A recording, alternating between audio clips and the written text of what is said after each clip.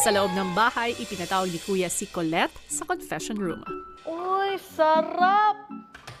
Anong tinitingnan mo dyan? Balut! Masarap yan. Sarap. Tapos may maanghang na na suka.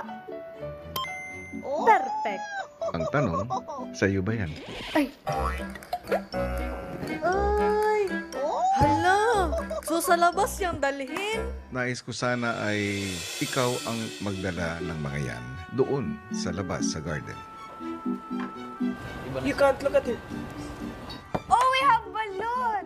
No way, bro. Ay, sorry. Oh my God, bro. Sarap ng balot. Tama, naglalaba pa naman ako. Sige sa challenge para makita ni Colette anong nandun, sabihin sa atin, mainggit. Ang laki ng sisiw.